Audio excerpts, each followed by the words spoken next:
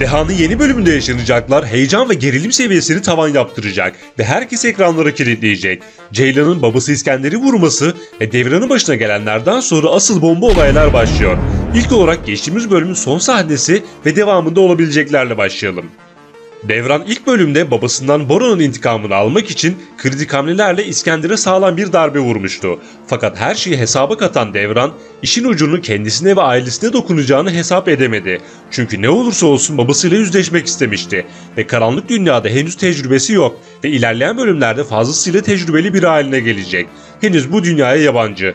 Tıpkı Çukur'da Yamaç Koçovalı'nın ilk kez birini vurduğunda büyük bir şok ve korku hali yaşaması gibi Deha dizisinde de Devran yanı başında adam vurulduğunda aynı duyguları yaşadı. Fazlasıyla ürktü ve korktu. Elbette bunu Çukur ve Deha dizisini kıyaslamak için söylemiyoruz. Anlatmak istediğimiz asıl tema şu: Devran bölümler ilerledikçe büyük bir karakter değişimi yaşayacak.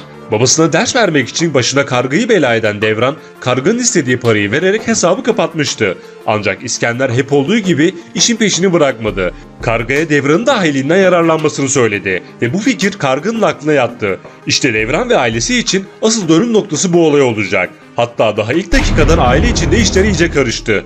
Geçtiğimiz bölümün ilk sahnesinde oğlu Yaman tarafından dövülen, Gülce tarafından tokatlanan İskender, bölüm sonunda ise kızı Ceylan tarafından vuruldu. Sürekli olarak beni şuramdan vursunlar diye en sonunda vuruldu. Fakat bu vurulma elbette ölümcül değil. Kendince ailesine daha fazla zarar gelmemesi için İskender'i vuran Ceylan, muhtemelen İskender'i ölümcül olmayan bir yerinden vurdu veya kurşun sıyırdı. Peki bu dakikadan sonra neler olacak? İskender tabii ki bu durumu yine kendi çıkarlarını kullanacak. Aile içine iyice sızmak isteyecektir ve en kolay etkileyebileceği isim ise Ferman olacak. Önceki videomuzda detaylı afiş analizi yapmıştık. İzlemeyenler mutlaka izlesin çünkü çok önemli detaylar var. Bu analizde bahsettiğimiz gibi ilerleyen süreçte Ferman'ın İskender'in tarafında olmasını bekliyoruz. Devran ise artık geri dönüşü olmayan bir yola girdi. Her ne kadar annesi Gülce, Esme ile birlikte Devran'ı korumak ve İskender'den uzak tutmak istese de bu konuda başarılı olamayacaklar. Ne demişti Devran? Bu dakikadan sonra herkes her şeyi yapabilir, ben dahil diye bir cümle kurmuştu. İşte durumlar aynen bu şekilde olacak. Karga, İskender'in vesvesesiyle kancayı Devran'a taktı ve onun zekasından yararlanmak istiyor. Bu nedenle ailesini tehdit ederek kirli işlerini yaptırmak isteyecek. Devran da bir bakıma buna mecbur kalacak ve babası İskender'le birlikte Karga'nın kirli işlerine karanlık dünyasına bulaşacak. Bu konuda heyecan ve aksiyon dolu sahneler bizleri bekliyor.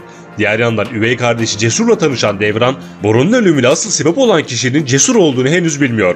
Bunu sadece hakim biliyor. Eğer hakim şu an işbirliği yaptığı Cesur'la ters düşerse bu bilgiyi başta Devran olmak üzere herkese verebilir. Bu konuda da sürpriz senaryolar izleyebiliriz.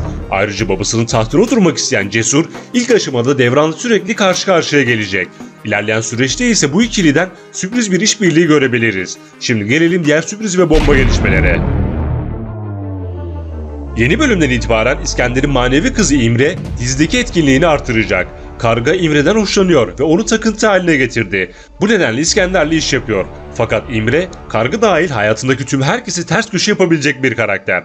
Devran'ın Karga'nın işlerine bulaşması, Karga'nın İmre'den hoşlanması ve Devran'la İmre arasında bir etkileşim olması durumunda işleri iyice karışacak. Bu durum hem Devran'la Karga'yı karşı karşıya getirecek hem de Esme için yeni bir dönemi başlatacak. Önümüzdeki bölümlerde babasıyla benzer yönleri olan Devran'ın İskender'in Gülce'yi terk edip Aysel'le gitmesi gibi Esme'yi terk edip İmre ile birlikte olması konusunda ikilemlere düşmesi bekleniyor. Fakat İmre sır dolu karanlık bir karakter. Birbirinden sürpriz ters köşeleri şimdiden hazırlıklı olun. Ayrıca ters köşeli sürprizlerin yaşanacağı bir başka karakter ise Sophie olacak. Devran'ın akıl hocası ve manevi babası olan Sophie'nin herkesi şok edecek sırları ve sürprizlerle dolu ters köşe senaryoları yaşanırsa şaşırmayız. Bunun yanı sıra yeni bölümde eğlenceli bir organizasyon sahnesi göreceğiz. Bu sahnede beklenmedik olaylar yaşanabilir. Son olarak dizinin reytinglerine baktığımızda ilk iki bölümüyle zirvede olan Deha, 3. bölümüyle ABC1 grubunda zirvede yer aldı. Total ve AB kategorilerinde bu hafta çok az bir düşüş yaşayan dizi, pazar günlerinin vazgeçilmezi olma yolunda tam gaz ilerliyor. Bakalım ilerleyen haftalarda teşkilat dizisiyle olan reyting rekabeti nasıl sonuçlanacak? Hep birlikte izleyip göreceğiz. Yeni videolardan anında haberdar olmak ve kaçırmamak için kanala abone olup bildirimleri mutlaka açalım. Bir sonraki videomuzda görüşmek üzere. Hoşça kalın.